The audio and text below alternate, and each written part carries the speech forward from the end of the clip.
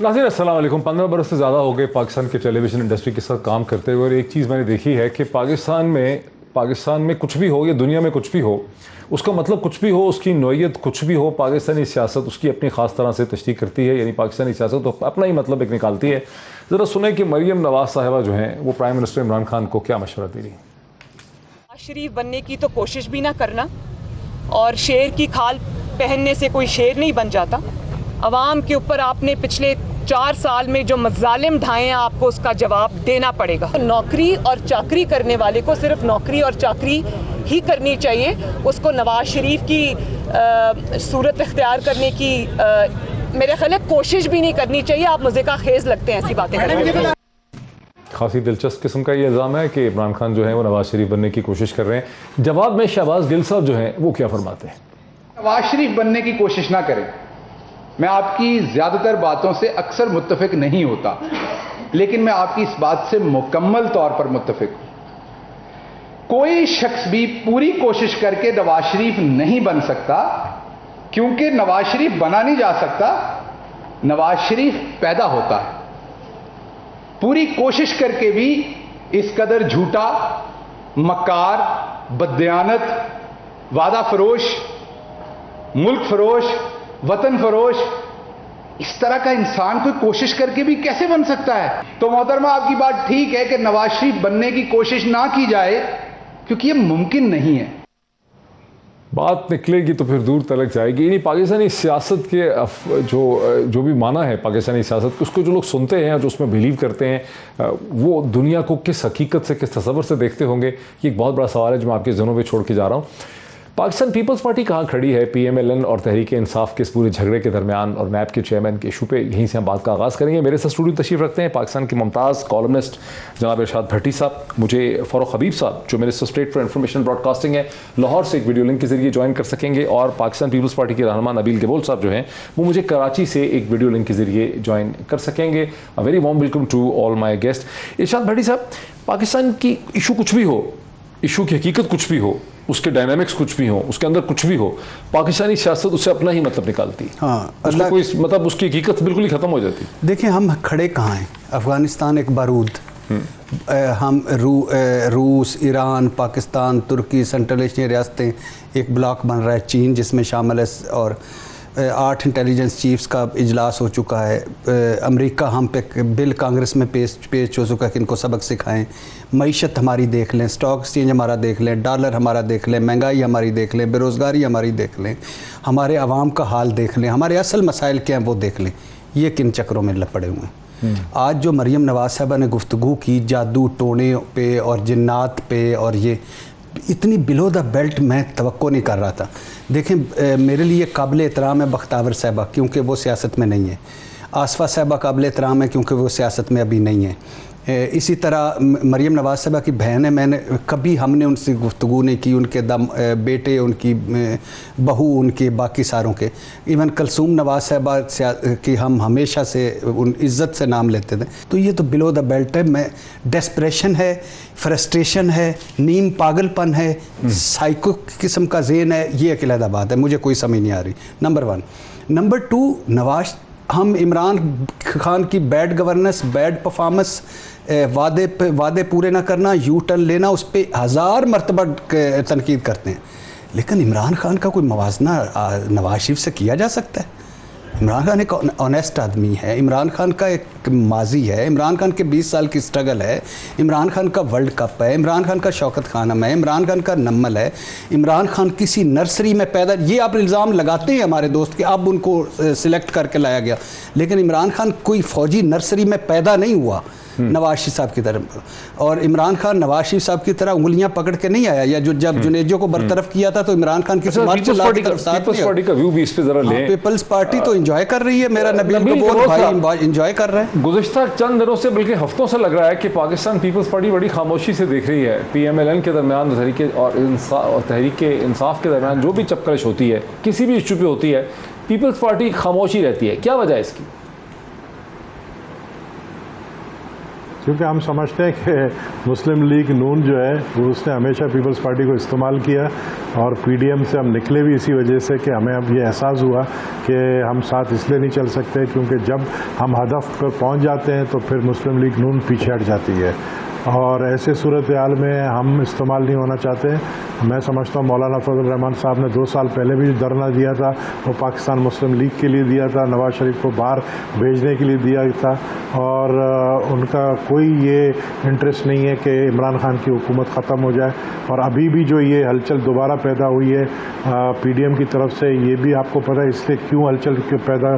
तो मौलाना फजल रहमान का जो है तहरीक भी चलेगा, पीडीएम का तहरीक भी चलेगा, फिर ये धरना भी देंगे। हाँ, गेबोल साहब, लेकिन पीएमएलएन के बाज़ रहनुमाओं ने यह नतीजा निकाला है कि बिलावल भुट्टो साहब चाहते हैं कि पीपल्स पार्टी वापस पीडीएम में आ जाए। आपने अखबारात में भी ये चीज़ देखी होगी, टेलीविज़न की स्क्रीन पे भी आपने ऐसे तबसरे सुने होंगे कि बिलावल भुट्टो ये इंडिकेट कर रहे हैं कि वो अब पीपल्स पार्टी वापस पीडीएम में आना चाहती।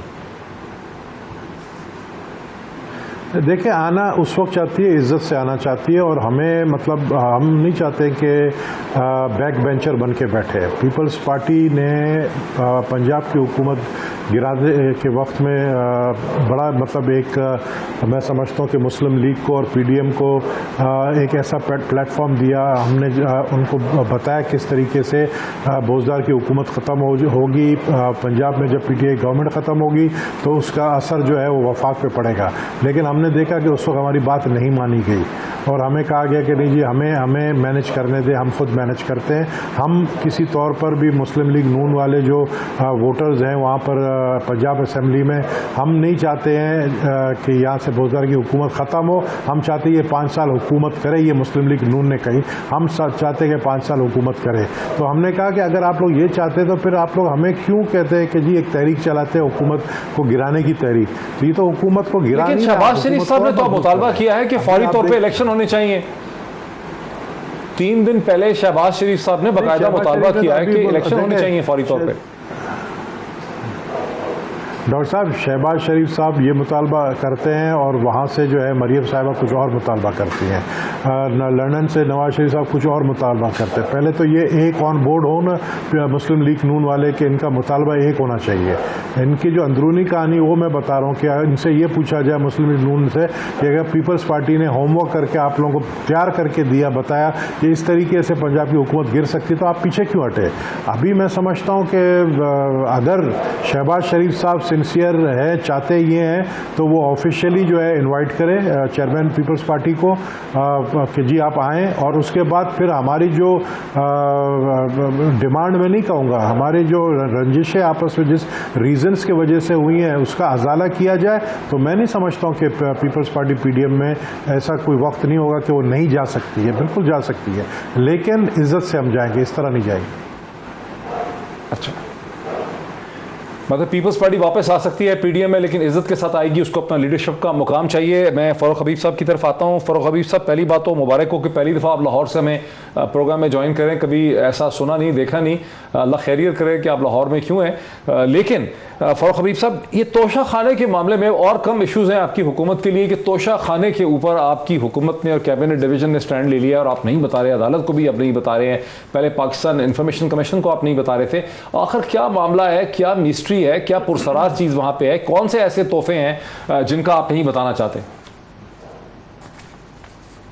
देखिए, मैं तोशाखाना के ऊपर आता हूँ, इसका भी मैं आपको जवाब दूंगा। ज़रा मुझे आज इस पर ज़रा बात कर लेने दें। जो मरियम सफदर साहिबा हैं, ये बेनिफिशियल ऑनर हैं 4 फ्लैट्स की, जिनके ऊपर इनको सज़ा हुई है। जिस केस में ये पेश होती हैं हर बार, उस केस के ऊपर ये 12 इल्तवाए ले चुकी हैं पिछले 1 साल से। 3 साल से इनकी अपनी अपील है, उसके ऊपर ये मेरिट के ऊपर बहस करने को तैयार नहीं है। बाहर आकर जो है वो उन फजूलियात का सहारा लेती हैं जिनके पल्ले कुछ भी नहीं है। और मसूफ़ा के हाथ में एक जादुई जो है वो गिलास भी होता है, और जंतर मंतर की तोते जैसी फालों की कैलबरी फॉन्ट्स भी होते हैं, और कतरी ख़त भी होते हैं। लेकिन जिस किस्म की ज़बान उन्होंने बिलो द बेल्ट जो है वो यूज़ की है, ये इनका तुरा इम्तियाज़ है। और जब इनके पास कोई आर्गूमेंट लॉजिक नहीं रह जाती, तो ये अपने सियासी हरीफों के ख़िलाफ़ जो है वो इस किस्म की ज़ुबान इस्तेमाल करना शुरू कर देते हैं, जिस ज़बान से मैं समझता हूँ कि इनका अपना ही कद छोटा होता है और इनकी तंग नज़री और छोटी सोच का जो है वो अमली मुजाहरा नज़र आता है। तो लिहाजा इनको अपने केस की तरफ तवज्जो देनी चाहिए, क्योंकि पूरे का पूरा ख़ानदान भगोड़ा बन के जो है वो बाहर बैठा हुआ है। जहाँ तक रही बात तोशा खाना केस के हवाले से, इस हवाले से बड़ा आपके इल्म में मैं बताता चलूँ, इस हवाले से PMLN की दौरे हुकूमत का ही जो है वो एक नोटिफिकेशन मौजूद है, जो उस वक्त की फवाद असर फवाद जो उनके प्रिंसिपल सेक्रेटरी हैं उनकी तरफ से ये नोटिफिकेशन जारी किया गया था।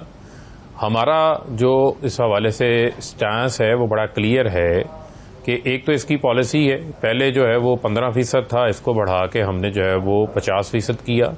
दूसरा जो है इसमें आपके वो ममालिक शामिल हैं, ये रेसिप्रोकल होता है कि आप जिसको जो गिफ्ट आपके पास लेकर आता है उसी मालियत का गिफ्ट उसे आप देते हैं। यहाँ से कोई बड़ी मालियत के जिस तरह पहले तोहफे तहफ़ जाते थे बड़े गिफ्ट्स लेने के लिए, उस किस्म के तोहफे तहफ़ जो है वो नहीं दिए जाते और जो कुछ भी मिला है वो उसका रिकॉर्ड का हिस्सा है। सिर्फ इसमें जो सेंसिटिविटी शामिल है, सेंसिटिविटी ये शामिल है कि किसी मुल्क का तोहफा जो है अगर रिकॉर्ड का किसी मुल्क का जो फर्क साहब अगर रिकॉर्ड का हिस्सा है, अगर रिकॉर्ड का हिस्सा है तो फिर इन कैमरा महज अदालत को सिर्फ मीडिया को पब्लिक को ना दिखाएं, अदालत को तो आप बता सकते हैं ना कि देखिए ये रिकॉर्ड है, आप अपनी सेटिस्फेक्शन कर लें। आप तो रख ही नहीं रहे कोई चीज। एक सुन तो लें डॉक्टर साहब, एक है आपका जब कोई अदालती हुक्म आ जाता है तो उस अदालती हुक्म को जो है वो सबको मानना पड़ता है। अदालत की जानिब से अगर किस किस्म का हुक्म सामने आ जाता है तो उसको जो है वो उसके मुताबिक उसके ऊपर अमल दरामद हो जाएगा। मैं जो आपसे बुनियादी तौर पे बात कर रहा हूँ वो बात यह है कि मिसाल के तौर के ऊपर किसी की गिफ्ट ज़्यादा मालियत का हो सकता है, किसी का कम मालियत का हो सकता है। आप नाम डिस्क्लोज करके पूरी दुनिया के अंदर उन ममालिक के तोहफ़ की वो तफसीलात उस अंदाज में जारी नहीं कर सकते जिससे किसी को ये लगे कि हमारी तज़यीक हुई है। उसमें बहुत सारे आपके बरादर ममालिक भी शामिल हैं, बहुत सारे ऐसे ममालिक भी शामिल हैं जिनके साथ आपके बहुत अच्छे बायलैटरल रिलेशंस भी हैं, ताल्लुकात भी हैं।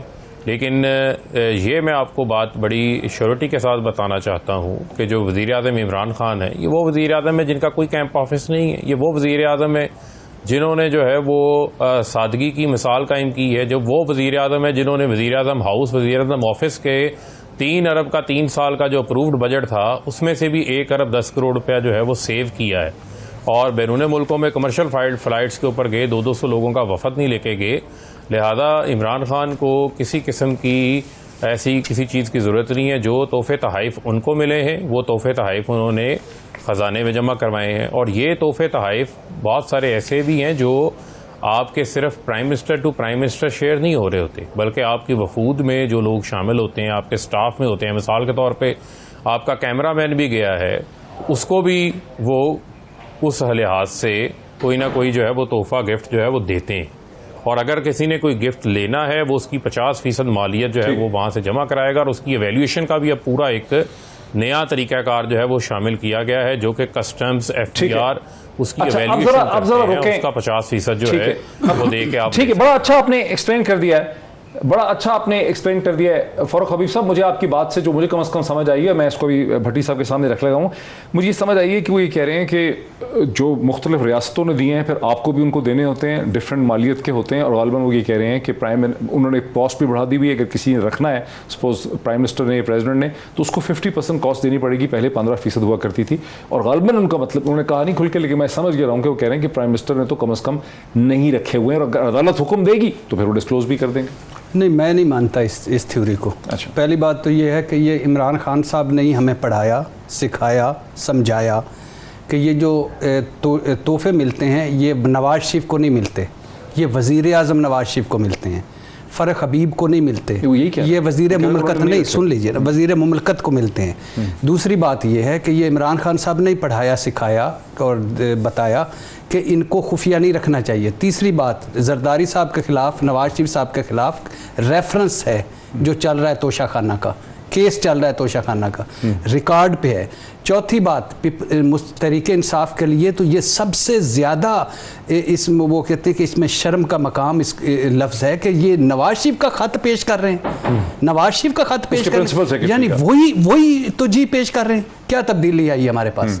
नहीं, ये 50% नहीं, अभी आप वेबसाइट पे चले जाएं, बरतानिया के वज़ीर आज़म या वफूद को जितने तोहफे मिले हैं वो उनकी वेबसाइट पे मौजूद हैं। जो उन्होंने रखे हैं 3-4 वो रखे हैं। देखें कनाडा के वज़ीर आज़म को 2 एनकें उसको मिली गिफ्ट, डिक्लेयर नहीं कि $100 जुर्माना हो गया। एक सैंडविच सिल्वेनिया के वजीर ने खाया और उसको उसके ये बताना चाहिए, ये देना चाहिए। कलसूम जो फौत हो गई हैं, सेंटर कलसूम, उन्होंने अब इरफान सिद्दीकी ने किया, उस वक्त उन्होंने सवाल किया था। ये बताएं, लोगों को बताएं। यही तो आप चाहते थे, यही तो तब्दीली थी कि आपने बताना। Habib Sahab, quick response before the break, इस पर जवाब देते हैं प्लीज। देखें मैं जो भट्टी साहब बात कर रहे हैं, मैं फिर आपको ये कहूँगा कि हमें किसी सूरत भी जो है वो किसी चीज़ को डिस्क्लोज़ करने के हवाले से कोई एतराज़ नहीं है। जब आपका मुख्तलिफ़ रियासतों के साथ आपके मुख्तलिफ़ ताल्लुकात हैं, रेसिप्रोकल तौर के ऊपर जो है वो आप एक दूसरे को गिफ्ट्स देते हैं, और जो गिफ्ट्स आते हैं तोशा खाना में जमा होते हैं। जो उन्होंने बात की तोशा खाना का जो केस है, वो तोशा खाना के जो केसेस हैं वो जो BMWs वहाँ से लेकर गए हैं और उनकी पेमेंट अंसारी शुगर मिल से हुई है, ओमनी ग्रुप केस के साथ वो मुतल्लिक है। और उसी में नवाज शरीफ को भी उन्होंने नवाजा हुआ है। वो एक हीरो का हार भी घर ले गए थे, वो भी वापस आना पड़ा। यहाँ पर वो मामला नहीं है, लिहाजा 2 चीज़ों को जो है वो हम मिक्स नहीं कर सकते। यहाँ पर आपकी जो यहाँ क्या बायलैटरल ममालिक के साथ खारजा सतह पे ताल्लुकात हैं, अगर वो आपके आड़े ना आते हों उन तहाइफ में, किसी का कम कीमत का हो सकता है, किसी का ज्यादा कीमत का हो सकता है, आप किसी को पशेमानी नहीं करवा सकते। ये सबसे इम्पोर्टेंट चीज है। जब आप उनको उस खारजा सतह के ऊपर अपने अगर आप इजाजत दें तो ये ब्रेक में ले लूं, उसमें ये चीज आड़े आती है, अदरवाइज कोई ऐसी चीज नहीं है। ठीक है, ये एक दिलचस्प मामला है, इसमें पीपल्स पार्टी का भी चूंकि जिक्र आता है। एक ब्रेक में ले लूं, ब्रेक के बाद मैं इसमें गबोल साहब को भी लेकर आता हूं। भट्टी साहब इस पे कुछ कहना चाह रहे हैं, मामला है क्या, मामले की तह तक पहुंचना चाहते हैं after the break. Welcome back. बात तो नैब ऑर्डिनेंस की भी करनी है, जिसे एक शहरी ने चैलेंज कर दिया इस्लामाबाद हाई कोर्ट में। लेकिन सबसे पहले मैं पीपल्स पार्टी के रहनुमा जनाब नबील गबोल साहब की तरफ जाऊँ। नबील गबोल साहब, पाकिस्तान पीपल्स पार्टी जिसके लीडरान के खिलाफ तोशा खाने के हवाले से रेफरेंसेस बने हैं, आपका अब इस स्टेज पर क्या मौक़िफ़ है, ये जो हुकूमत नहीं बता रही तोशा खाने की डिटेल्स? इस पर तो मैं यही कहूँगा कि हम करें तो कैरेक्टर डीला है। मकसद ये है कि अगर एक सिमिलर केस हमारे दौर में बना यूसुफ रज़ा गिलानी साहब के ऊपर, और फिर जरदारी साहब के ऊपर, और फिर नवाज शरीफ साहब के ऊपर, और अभी जो है ये कोर्ट यानी कोर्ट की कोई हैसियत नहीं है, कोई कोर्ट को अहमियत ही नहीं दे रही है हुकूमत। आप देखें ना कि इनके इमेच्योर फैसलों से कितना पाकिस्तान की इमेज को ख़राब करने की ये हुकूमत कोशिश कर रही है। डिफरेंट चीज़ों के हवाले से भी मैं बात करूँगा, लेकिन ये तोशा खान के ऊपर। लेकिन फरूख हबीब साहब ये कह रहे थे कि आपके लीडरान गाड़ियाँ वाड़ियाँ अपने घरों में ले गए थे बगैर पैसे दिए हुए, और पैसे प्राइवेट कंपनियों से दिए। वो ये कह रहे थे कि आपके लीडरान तो उठा के अगर BMW घरों में लेकर अंसारी शुगर मिल से पेमेंट हुई है, BMW की उसको पेमेंट हुई ना भाई, कहीं से भी हुई, अंसारी से हुई या फिर मंसूरी से हुई, किसी से हुई तो सही पेमेंट। आप लोग तो हर चीज छुपा रहे हो, आप लोग तो हर चीज हड़प कर रहे हो, आप लोग हर चीज खा रहे हो भाई। आप लोग कुछ तो दो हुकूमत है पाकिस्तान को, आप कुछ तो दो पाकिस्तान को, आप लेकर आते हो। अभी आपको पता है कितना महंगा गिफ्ट जो है सऊदी अरब के शेख मोहम्मद, जो किंग मोहम्मद है, उन्होंने दी है इमरान खान साहब को। उसके हवाले से जो रोलेक्स घड़ी है डायमंड की, आप उसका 50% दो। इतने तो पैसे नहीं है, इमरान खान बेचारा गरीब आदमी है, कहाँ से देगा वो तो कहता है ना, मैं तो बड़ा मतलब मेरा जो है प्राइम मिनिस्टर के सैलरी से मैं अपना घर चलाता हूँ, अपना किचन चलाता हूँ, कहाँ से देगा वो? कौन जो भी आया वो भी जमा है। तो बेचारा वैसे ही जो है वो नाकारा हो गया। ATM जो है वो भी नहीं। आपका दावा यह है कि वो गाड़ी प्राइम मिनिस्टर चला रहे हैं, आपका दावा ये कि इमरान खान चला रहे हैं वो गाड़ी? मोहम्मद गाड़ी नहीं, रोलेक्स की घड़ी है। रोलेक्स ने कार भी नहीं, मैंने घड़ी की बात। पहले तो गाड़ी नहीं है सर, घड़ी है। मैंने पहले तो बुनियादी तौर देखें पहले तो बुनियादी तौर के ऊपर हमें जो है ना मफरूज़ों के ऊपर बात नहीं करनी चाहिए, ठीक है। प्राइम मिनिस्टर को, जो मैं आपको स्टेटेड बात बता रहा हूँ, प्राइम मिनिस्टर को जो भी किसी जगह से बतौर प्राइम मिनिस्टर रेसिप्रोकल किसी ने भी कोई तोहफा दिया है बतौर प्राइम मिनिस्टर के तौर के ऊपर, वो एज इट इज़ उन्होंने तोशा खाना के अंदर आके जो है वो जमा करवा दिए, ठीक है। उसमें कोई चीज़ नहीं। अब कोई बैठ के किसी को ख्वाब आ जाता है, कोई कहता है जी रोलेक्स घड़ी है, सुन तो लेना, किसी को आप ख्वाब आ कोर्ट को जाता बताए है। ना, देखें कोर्ट कोर्ट को ने क्या, बताए ना। एक पहले सुन तो लें। आपको तो ये भी नहीं पता कौन सी कोर्ट बात कर रही है। अब कोर्ट में क्या बात हुई है, कोर्ट ने क्या सवाल पूछा है, क्या रिमार्क्स दिए हैं, उनको तो आप देख लें। कोर्ट ने तो इस तरफ जो है वो बात ही नहीं उन्होंने की। जब वो बात इस हवाले से आती है या उनकी तरफ से पर्टिकुलर इस हवाले से कोई डायरेक्शन मिलती है, कोई फैसला आता है, उसके ऊपर जो है वो कैबिनेट डिवीजन जो उसको देखता है उसके ऊपर कानून के मुताबिक अपनी कार्रवाई कर लेगा। हमने कब कहा है? कोर्ट के हवाले से तो मैंने पहले ही आपको बता दिया। हम तो आपको एक बात मैं आपको बता रहा हूँ कि इनका गैर मुल्की जो फारूक हबीब साहब, मैं थोड़ा समझ लूं अपने नाजरीन के लिए, आवाम सुन रहे हैं, आप ये कह रहे हैं कि जो भी तोहफे तोयफ कहीं से आए हैं, ये दिए गए हैं फारूक हबीब साहब, उसमें से कम से कम वज़ीर-ए-आज़म इमरान खान ने कोई तोहफा जाती तौर पर नहीं रखा। ये आप ये कह रहे हैं, आप ये कह रहे हैं कि जो बैरूनी ममालिक के लीडरान ने तोहफे दिए हैं वो वज़ीर-ए-आज़म इमरान खान ने उसमें से कोई नहीं रखा हुआ अपने लिए, ये कह रहे हैं आप? जो बिल्कुल क्लियर है किस किस्म की ये है पोजीशन जो उनके सुन लें, जो जी मैं आपको बता रहा हूँ, जो उनके मुताल्लिक इस किस्म की मन घड़त खबरें कभी सोशल मीडिया पर कोई देख के कोट कर देता है कि जी वो फलानी घड़ी मिली थी, जी वो फलानी जगह के ऊपर चले गई, फलानी जगह के ऊपर बिक गई, ऐसी किसी किस्म की कोई बात नहीं है। जो तहाइफ मिले हैं वो तहाइफ तोशा खाना में जमा हुए। हमारा सिर्फ डिमांड ये है डॉक्टर साहब कि ये लिस्ट जो है शाया करे, गवर्नमेंट लिस्ट शाया करे। हम चाहते हैं गवर्नमेंट लिस्ट शाया करे तोशा खान में कि मौजूदा वजीर आजम को कितना गिफ्ट मिले है। देखें कोई फॉर्म मांगता है जिससे नहीं, लिस्ट किस चीज की वो कह रहे हैं, उन्होंने गिफ्ट रखा ही कोई नहीं है। अगर सुन लेना,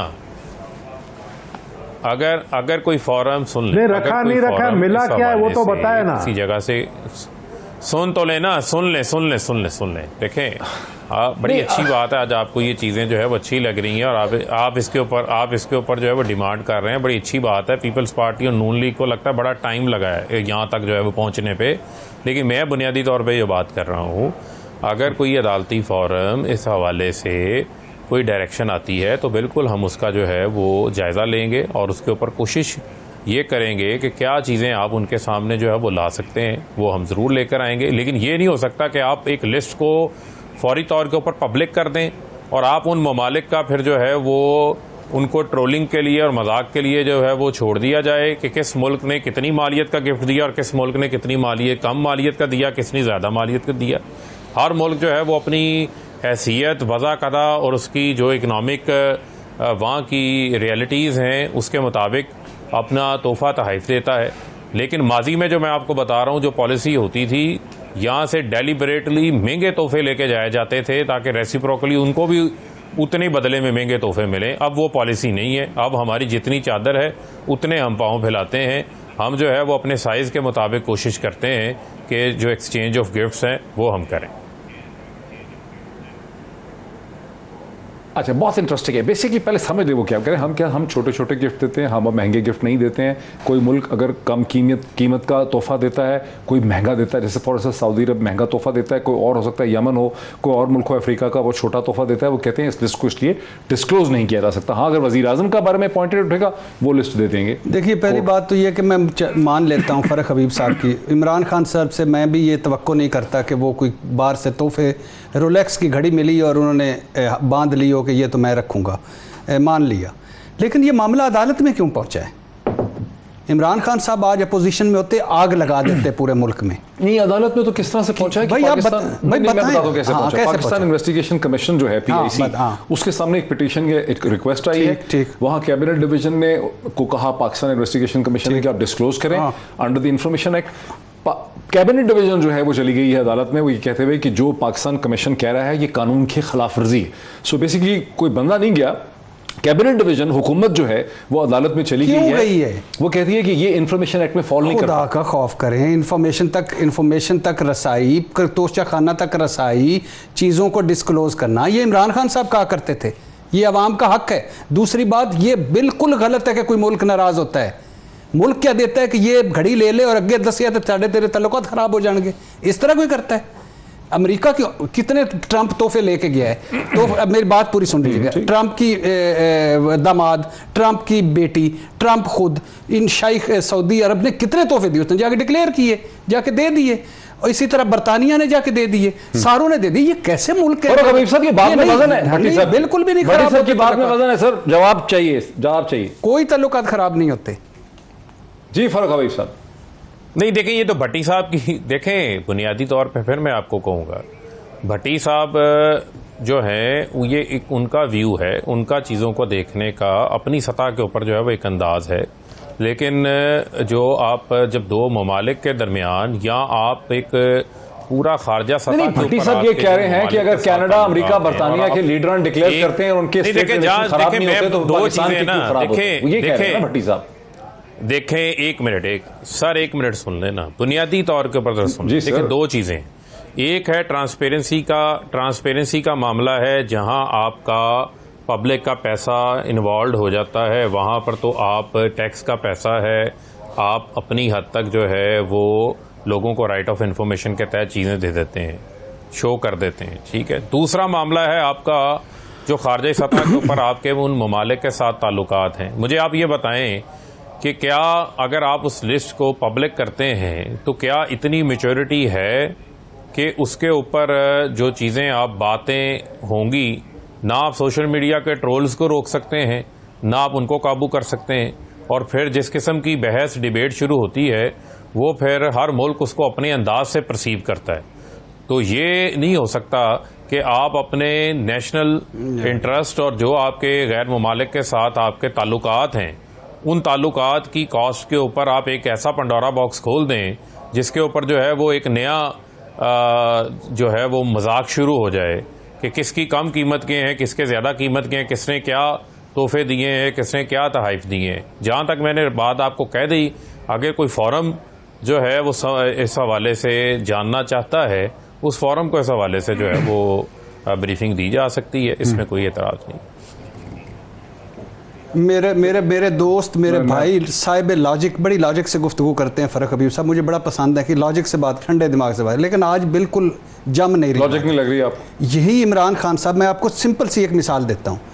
अरब शहजादों के शिकार का मामला आया था, सबसे हार्ड स्टांस मेरे इमरान खान ने लिया था और उन्होंने एक शहजादे को KPK में जुर्माना किया था और बाकियों के लाइसेंस कर दिए थे। पिछली कैबिनेट में ये जो गुजरी है, अरब शहजादों के शिकार को जायज़ करार दिया गया है और उनको सिक्योरिटी भी प्रोवाइड की गई है। ये बदलाव जो है ये इक़्तिदार में आके इमरान खान को नहीं करना चाहिए था। इमरान खान को जो तोहफे मिले हैं वो हुकूमत पाकिस्तान, ये कहाँ का लॉजिक है कि वो मुल्क नाराज़ हो जाएगा? हम वो मुल्क हमारे सोशल मीडिया पे डिपेंड कर रहे हैं कि मेरा सोशल मीडिया अगर 50 रुपए चलो इस पे 50 रुपए का सिर्फ एक सेकंड मेरे भाई, $50 रुपए का फॉर एग्जांपल कोई मुल्क कारपेट देता है। पटी साहब, आपने जो अपना मेला लगाना है, मेरा सिर्फ बुनियादी मामला है, जरा सुन लेना, सुन ले। ये जो तोहफे फरक भाई, आज मेरा मेला हो गया, आज मेरा, मैंने आज मेरा मेला हो गया, मान लिया। जी सुन ले। कल तक जो आप मेले लगाते थे और हम इस मेले पर सर धुनते थे, उस वक्त नहीं था मेला। यानी ये तो आपने कहा है कि ये तोहफा तोशा जी अच्छी बात है, जरा सुन लेना, मेरी भी सुन लेना। अदालत में कैसे जा सकता है?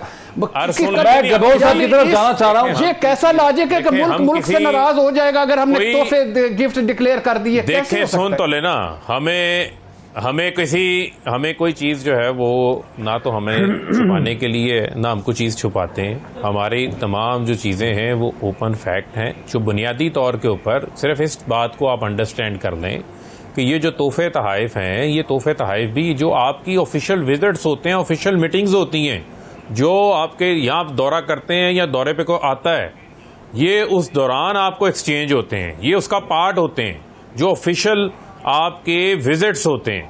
तो लिहाजा आप उसको उससे अलग नहीं कर सकते। अगर आपके दौरे के दौरान आप इस चीज़ का ख्याल रखते हैं कि आपने डिप्लोमेटिक आदाब का ख्याल रखना है, तो ये भी डिप्लोमेटिक नॉर्म्स की चीज़ें हैं जिनको अंडरस्टैंड करने की ज़रूरत है। अब अगर कोई उसको अपने अंदाज से परसीव करता है तो वो कर ले।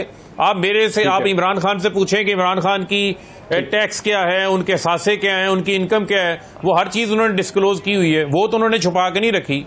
लिहाजा जहाँ आपके सर बड़ी बहस हो गई इसमें, केवल साहब इससे बड़ी बहस हो गई सर, इस पे बड़ी वहां पर फिर आप अपनी इमरान खान की दयानत पर तो कोई शक कर ही नहीं रखते। इमरान खान साहब की अच्छा सर इमरान खान की दयानत पर सर ये सब बड़ी बहस हो गई। लॉजिक को भी मान लें, टेक्नोलॉजी दे दी है तोहफे में, कोई बम दे दिया है तोहफे में कि दो मुल्कों के जी खिलाफ फिर इस लॉजिक को भी मान लें। सर कारपेट मिले होंगे ना, घड़ी मिली होगी, टाइयां मिली होंगी, सूट मिला होगा, केवल सर ना आपका कुछ मिला सर ना मुझे कुछ मिला। मुझे ये बताएं कि ये अमेंडेड ऑर्डिनेंस था नैब का जिसको चैलेंज किया गया, इसके तहत आपके लीडरान ने कोई भी एप्लीकेशन डाली नहीं सर?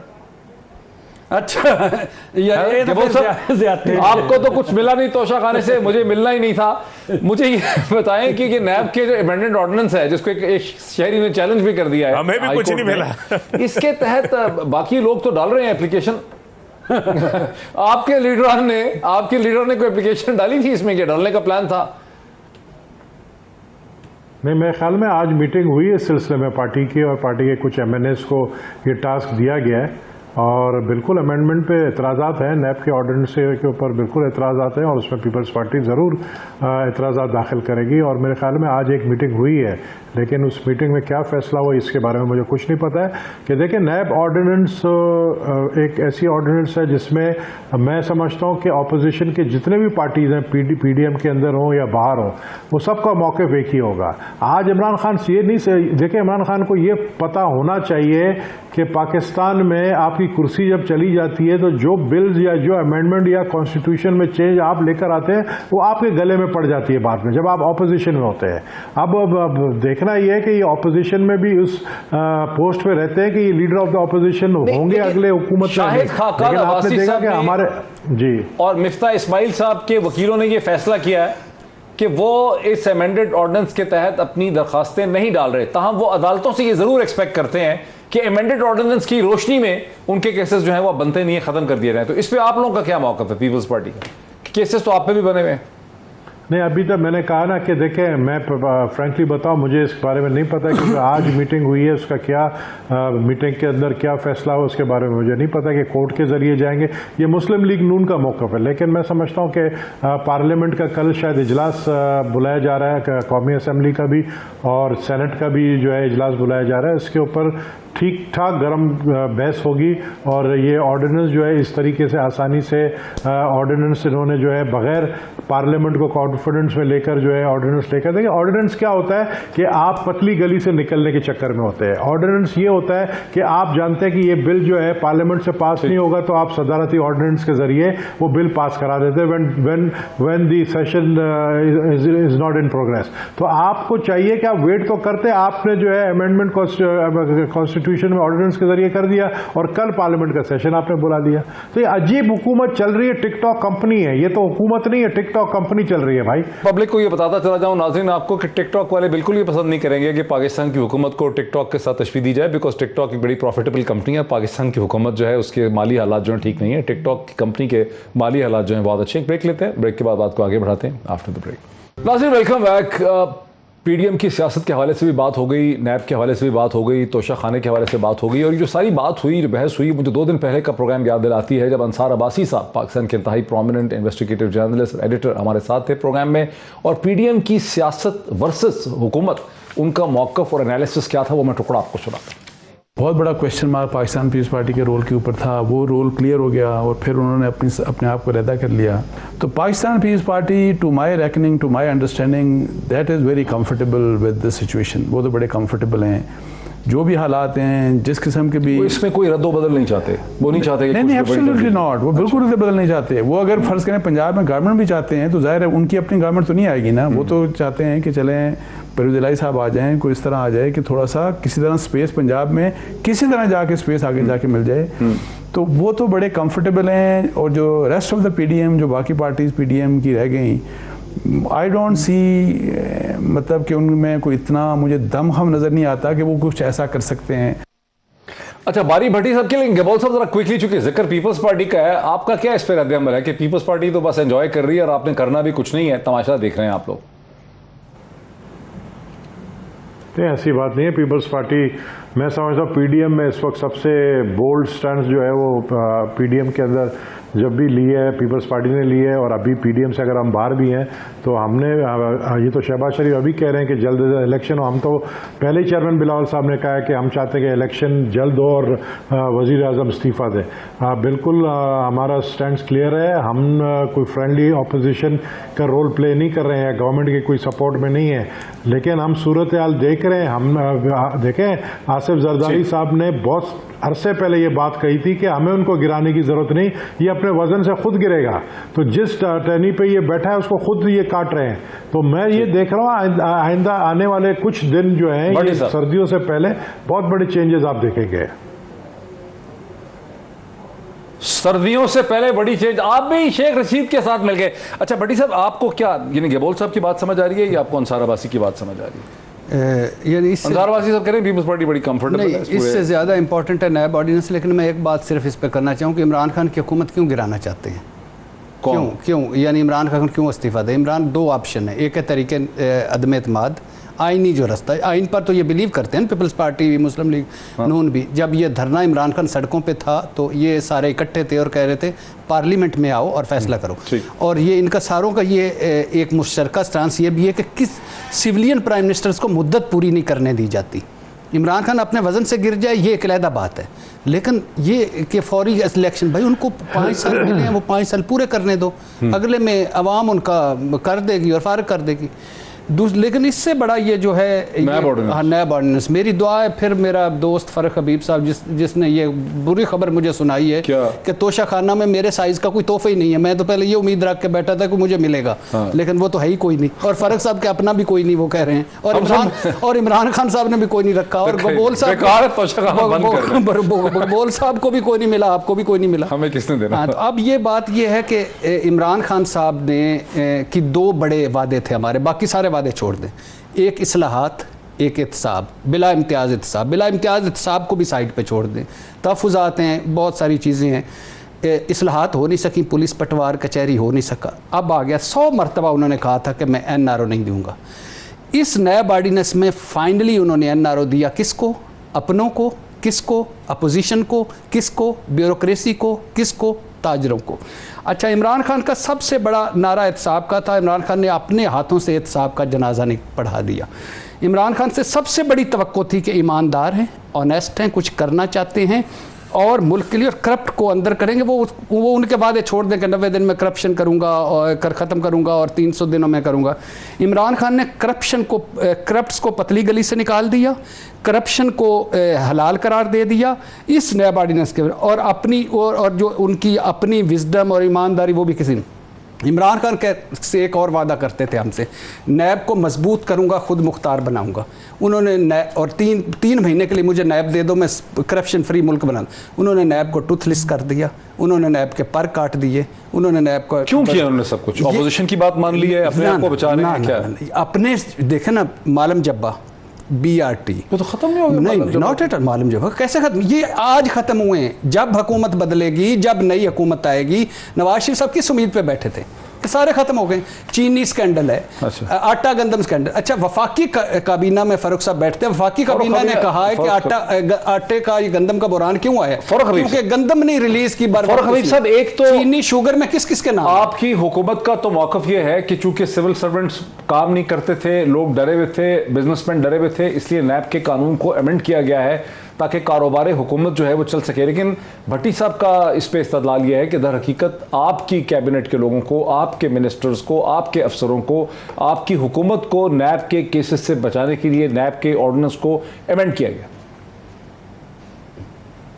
देखिए, पहली बात तो ये है कि जो जहाँ इख्तियार होता है वहाँ पर अकाउंटेबिलिटी भी होती है, और सज़ा जज़ा एहतसाब का निज़ाम तो अल्लाह ताला ने भी बनाया हुआ है हर इंसान के लिए, और उसको जो है वो एक ऐसा सिस्टम है जिस सिस्टम को तो कोई नहीं जो है वो छेड़ सकता। जहाँ तक रह गई बात अकाउंटेबिलिटी के अमल की, किसी जगह के ऊपर जो है मुझे बता दें कहाँ लिखा हुआ है कि आपने ब्यूरोक्रेसी को जो है वो को NRO दे दिया। आपकी ब्यूरोक्रेसी का आज भी उसमें सिस्टम मौजूद है। जहाँ तक रह गई बात प्रोसीजरल लैप्सेस के हवाले से, जो एक उनके ऊपर तलवार लटकी हुई थी इनिशिएटिव लेने के हवाले से, उसमें जो है वो एक आसानी पैदा की है। लेकिन जहाँ पर कहीं पब्लिक एक्सचेकर को नुकसान पहुंचेगा और वो नुकसान वहाँ पर नज़र आ रहा होगा, उसके खिलाफ कार्रवाई होगी। जहाँ तक रहेगी बात ताजरों की, ताजर अगर किसी सरकारी ख़जाने के साथ मुंसलिक फैसले में शामिल नहीं है और कोई 2 लोगों का, प्राइवेट लोगों का लेन देन है, उसकी कॉग्निजेंस भी अगर नैब लेता है तो नैब के पास मेरा भाई और बड़े करने को काम है। फिर आप कहते हैं रिकवरियाँ कितनी हुई, कितने केसेस के ऊपर काम हुआ, उस चीज़ को जो है वो ख़त्म किया गया है। अगर कोई ऐसा बिजनेसमैन जो कि कोई सरकारी ठेके में, सरकारी खरीदो फरोख्त के अंदर ख़जाने को नुकसान पहुंचाता है, उसके खिलाफ कार्रवाई होगी। जहां तक रहेगी बात कैबिनेट की, तो कैबिनेट जो है आपका वो फोरम है जो ऑलरेडी एक कलेक्टिव डिसीजन मेकिंग का फोरम है, उसमें आप पूरी कैबिनेट को खिलाफ तो रेफरेंस जो है वो नहीं बना सकते। ईसीसी का फोरम है, आपकी सूबाई कैबिनेट हैं या आपके दूसरे जो फोरम्स हैं जहां पे कलेक्टिव डिसीजन मेकिंग होती है, उनको जो है इससे मुस्तस्ना करार दिया गया है। बाकी तो तमाम चीज़ों के ऊपर आपका जो अनएक्सप्लेन्ड वेल्थ का, एसेट बियॉन्ड मींस का पब्लिक ऑफिस होल्डर के लिए वो तमाम चीज़ें मौजूद हैं, उनके बेनामी लोगों के लिए नैब एक्ट के अंदर तमाम चीज़ें मौजूद हैं। नैब के इसके अंदर 90 अदालतों बनाने का जो है वो सिस्टम मौजूद है। नैब का जो प्रोसिक्यूटर है उसके इख्तियारात के अंदर मजीद इजाफा किया गया है। अगर आप उसको पूरा स्टडी करेंगे उस नैब ऑर्डिनेंस को, तो उसमें आपको नैब मजबूत होती नजर आएगी। इसमें कोई 34 शिक्कें वो नहीं डाली गई जिसमें लिखा हुआ था चेयरमैन नैब की मुद्दत खत्म कर दो, 5 साल बाद जिसके ऊपर केस होगा वो पाक साफ होकर दोबारा सियासत का आकर हिस्सा बन जाएगा, या 1 अरब से नीचे की करप्शन नहीं समझा जाएगा। ऐसी चीजें उसमें नहीं शामिल की गई। और एक और चीज में रख लें, इस मुल्क में, ये सुन लें 1 मिनट डॉक्टर साहब, 1 मिनट, इस मुल्क में जो एहतसाब के साथ खड़ा है तो इमरान खान खड़ा है, कमिटमेंट उसी की है, वरना आज सारे लुटियां डालते फिरें। एहतसाब को रेलिवेंट किसने बनाया? इमरान खान ने बनाया और वो रहेगा। गबोल साहब क्या ये यार क्या है गबोल साहब क्या ये कहना दुरुस्त होगा कि हुकूमत ने इस ऑर्डिनेंस के जरिए नैब के कानून को बेहतर बना दिया है, शफाफ बना दिया है, मुझे एक बात बताएं, बना दिया है, सेफ बना दिया है, बात बताएं, एहतसाब की बात गलत की है, इस्तेमाल था उसको ठीक, आप सुने एहतसाब की जहां तक ये बात कर रहे हैं, मुझे बताएं कि एहतसाब क्या इन्होंने अपने कैबिनेट में बैठे हुए वजीरों का किया जिसका नाम जो है नैब के रेफरेंस में आया, मैं नाम लेकर कहता हूं, खुसरो बख्तियार का किया इन्होंने? क्या एहतसाब जो है जहांगीर तरीन का हुआ? आप कोई ये एहतसाब नहीं है जो जहांगीर तरीन के साथ हो रहा है। जहांगीर तरीन को सिर्फ जो है मैं समझता हूँ सेफ एग्जिट दिया गया। पार्लियामेंट में वजीर आजम नहीं आता है भाई, वजीर आजम पार्लियामेंट में नहीं आता है, अब पार्लियामेंट में वजीर आजम नहीं आता है। किससे कहा सामने दीवारों से बात करें क्या? नहीं लग रहा, वक्त खत्म हो गया लग रहा है। yes, no. मेरी दुआ है कि ये सरवाइव ना करे, क्योंकि पहले नैब तरमीमी आईडीज में राजा परवेज अशरफ निकल गए थे, बाकी में मिफ्ता इस्माइल, एहसन इकबाल, शाहिद खान अब्बासी निकलेंगे, इनके आटा, गंदम, चीनी ये सारे निकल जाएंगे। कलेक्टिव विजडम, वो गलत फैसले करे तो वो पाक, एक पाक, ईसीसी पाक, कबीना पाक। खत्म हो गया, सबका व्यू आपके सामने आ गया। नाज़रीन, हमेशा की तरह फैसला आपका है। फिर आपसे मुलाकात होती है। बहुत शुक्रिया।